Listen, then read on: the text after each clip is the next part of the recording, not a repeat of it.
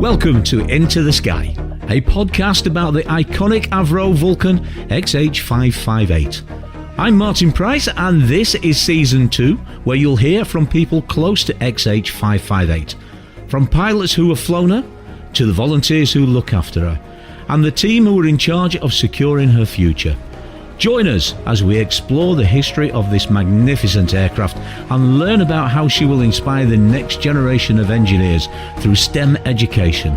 Look into the past to improve the future. So welcome along on this next episode of Vulcan to the Sky. Today we've got a young gentleman, 90 years young, Clifford Collins. Hi Clifford, how are you? Very well, thank you. Good. Having a good day today? Yes, quite. Just a quiet day, but a good day. They're the best days though, aren't they? So you've been involved with the Vulcan quite a bit. Do you mind telling us about the first time that you saw a Vulcan? What was that like, and what impact it had on you? Well, I've always been interested in aviation. And right from early days when I was about 10 years old, we used to go to Farnborough Air Show, which is just up the road from me. And that's where I first saw the Vulcan. I didn't actually see the Vulcan on the day it done its roll. Unfortunately, I wasn't there that week. But that's where I first saw the Vulcan, so know all about it from there, really. So was that the full-scale model, or was that the prototype? No, that was the full-scale, a big white one. I bet that was a sight to see. Yeah, but then I joined the Air Force in 1955, and I was sent to RAF Martlesham Heath, which was an experimental unit, and we were dealing with the very, very early days of the blind landing. We were trying to get an aeroplane to land itself so they could land in fog. It's a thing they've got these days in all jetliners, I think. And it was while I was there when this red triangle arrived. Looked up and thought, that looks like a Vulcan, but it's much too small.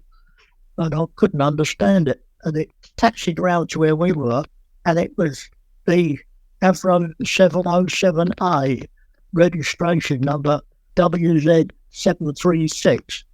And it was the high-speed version, and it came to Martlesham Heath to try and get automatic throttles fitted to it. Wow, so that was the baby Vulcan then? That was the baby Vulcan, the red one, the high-speed version, yes. Oh, was there going to be two versions then? Were they looking at the bomber and then maybe a smaller, faster version? I think they built 4 third-scale models to do lots of different testing on. There was a slow-speed model, there was a high-speed model, and I don't know what the other ones were.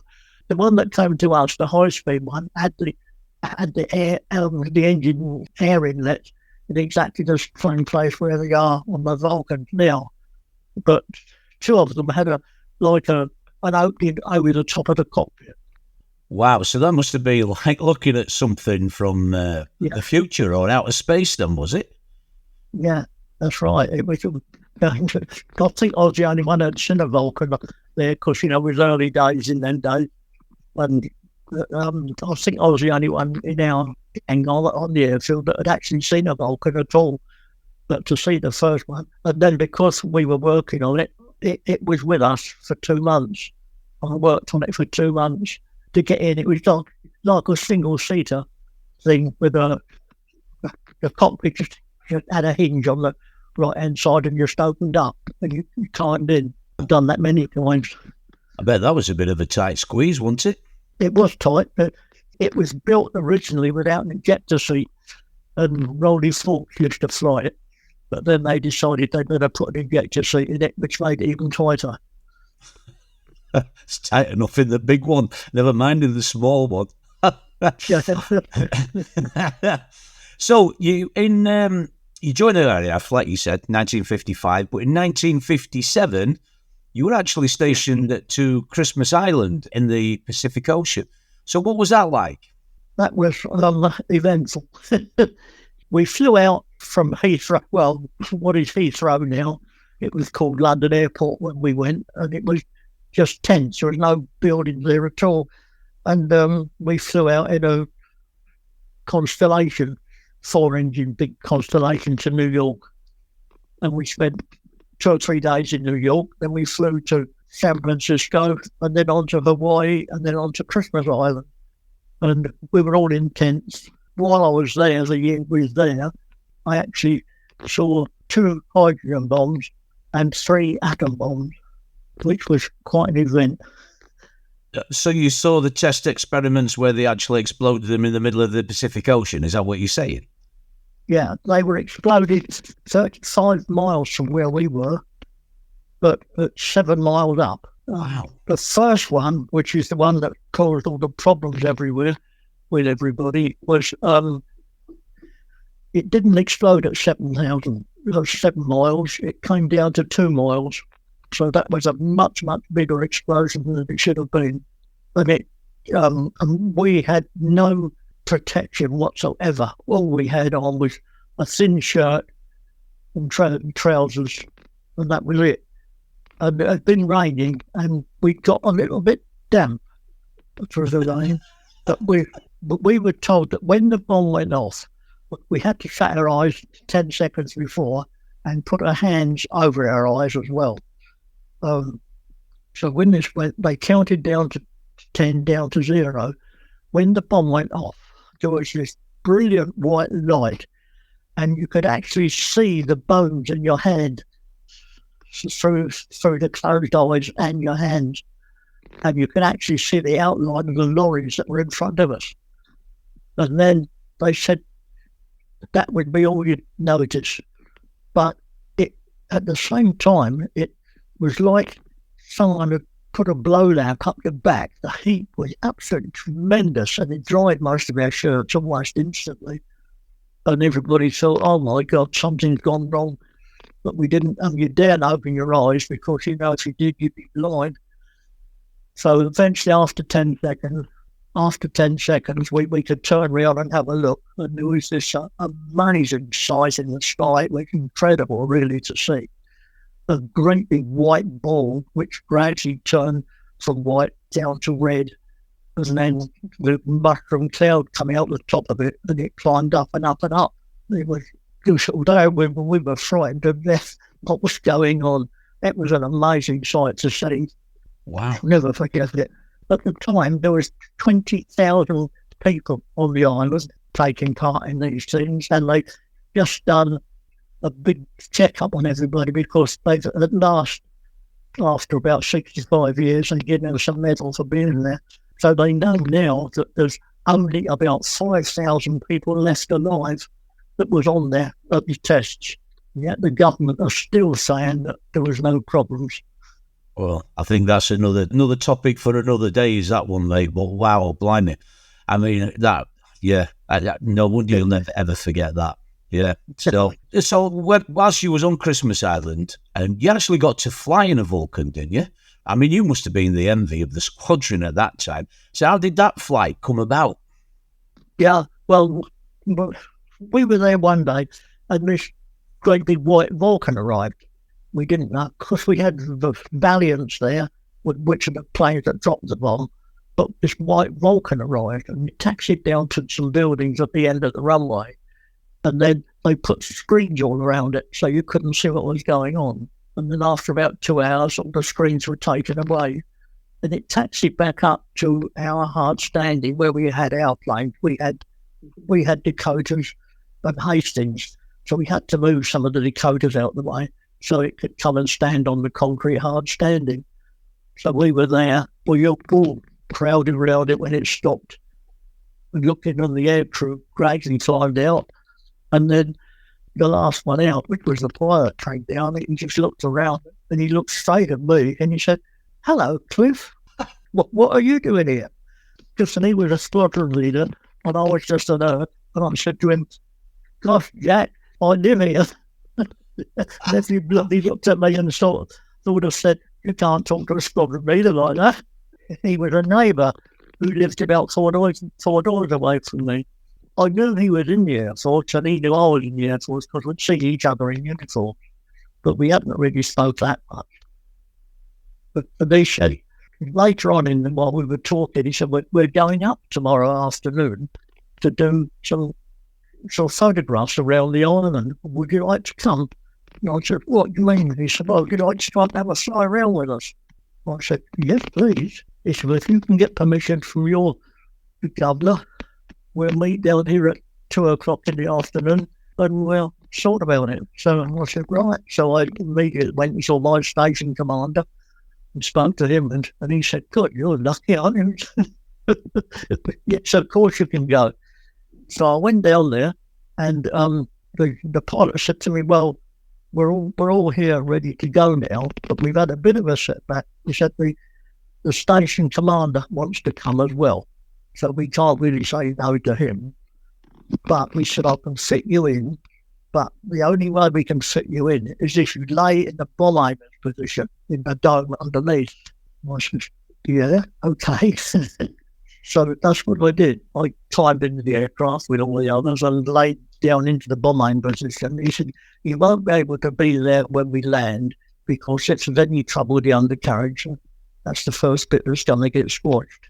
So, but we'll sort that out later. So I laid there in the bomb aimer's position. I think I had a better view than even the pilots out the front. You could see everything. And we took off and flew around for about 45 minutes around the island. They were taking photographs out of the windows and things. And then he called me up and come up now, we're coming into land. I had to go up and he said, now stand on the ladder between the two ejector seats and hold on tight and you'll be okay. So that's what I did. Most thrilling experience I've ever had, I think. So you were actually laid where the bomb aimer is on takeoff? Yeah. And what, I mean, crikey, the ground must have been hurtling past you at what must have seemed like, I don't know what it must have seemed like, but was it scary? Was it exciting? What was it like? It was exciting because, when you're on the ground, that's not too far from the ground where the big front of it is. So when you're hurtling down the runway, you're going really fast and it really feels fast. But as you climb up, it seems everything gets slower. But I had a beautiful view. I could see everything. So yeah. But I've always thought, well, I must be the only Vulcan volunteer that's ever flown in a Vulcan. And certainly in that position anyway. Was it comfy? Oh, yes, it was comfy enough. Yeah, there's like a big mattress there on the floor. I think the bomb aimer's position was never ever used in the Vulcan. It was in the design stage and they left it there because they had a radar bomber. There's one of three in the back. Yeah. The only reason I ask you that is because the times I've been up into the cockpit myself and climbed into that position, it's never been comfy for me, mate. And I've got a little bit more padding on me as well, so I thought that might have helped. But yeah, blimey, to be there for 45 minutes, wow. Yeah. So since 2010 then, you've been an airshow volunteer for the Vulcan. Yes. Tell us how you took up that role and what some of the highlights have been for you. Well, it was all started accidentally, actually. I saw an advert in our local paper. It was put in there by Sarah Abbott, who used to run the Vulcan Club. And she asked for local people, Guildford, if there's anybody come and help out at the farm air show. So I jumped at it immediately and got in touch with her. And I turned up there and showed around and was in amongst the gang selling T-shirts and things and met all the air crew. Over the years, we developed into a lovely little family group for what we have now. Everybody said, oh, you're lovely. Going to all the air shows, seeing all the air shows. But in actual fact, you don't see, sometimes you see nothing of the air show at all because the stand has got the back to it. But you certainly hear it. And it's very hard work. My favourite one is the RIAT, the Royal International Air Chapter. That was my favourite air show, really. That's a 4-day show. We arrive on the Thursday and set the stand up, and then the air show's on Friday, Saturday and Sunday. So it's long days, 14-hour days, and normally, sometimes in the wind, sometimes in the rain, sometimes in the sun. It's a lovely gang of people that we meet with, really great friends. We have a good laugh. So you'd say really then that over the years you've been involved with the Vulcan, and besides obviously the air shows themselves, probably the best experience you've had is the camaraderie, the friendship, everything that's developed around that over the 13, 14 years as it'll be now, since you've been involved in it. Is that what you say? Yeah, that's right. The camaraderie is the thing I'll miss, really, more than the Vulcan, I would say, to be quite honest. The Vulcan's still there, still about, but you can't see anymore. And to get up to Doncaster, where it is, it's about a 5 or 6 hour drive from me, so I don't get up there any time, really. Then in 2022, it was getting a little bit much. The air shows, I was 88 then, so it was the long drives, because you have to leave home really early in the morning, sometimes 5, 6 o'clock in the morning, to get to some of the places where we met. So it was getting a little bit much, but it was okay. It was good. I enjoyed it, and I thought, well, I think it's time I packed it now. So that's what I did. I'll give up, but I really, really miss it. But what surprised me mostly about the air shows was when the Vulcan stopped flying, we thought, that's going to be it. They're not going to be needed us at the air shows. But it's amazing, even to when I was there in 2022, the stands are full of people all the time, still buying stuff, and it's amazing. And some people still come up and ask us, what was the Vulcan coming today? We said, well, it hasn't flown for 7 years. Yeah, there's a genuine love for the aircraft out there, isn't there?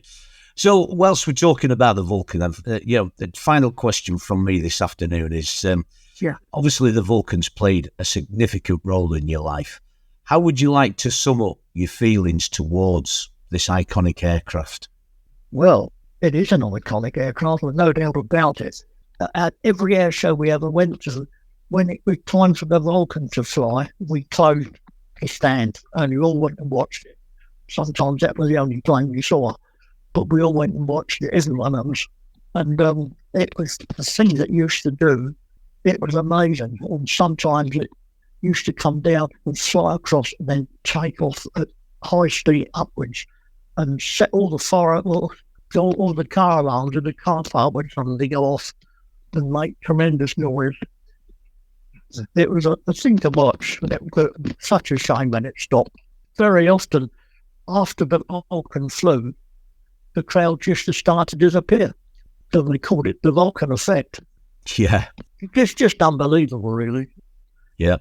Cliff, just want to say thank you for sharing your memories with us, and thank you for your time this afternoon, and I do hope we'll see you again at some point around the Vulcan. Yeah, I hope so. Thank you very much. Thanks for listening to this episode of Into the Sky. We do hope you enjoyed it. Don't forget to keep looking out for more episodes on the way. And if you'd like to find out more about the work of the Vulcan to the Sky Trust, or maybe if you'd like to make a donation to help safeguard the future of XH558, please visit the website vulcantothesky.org.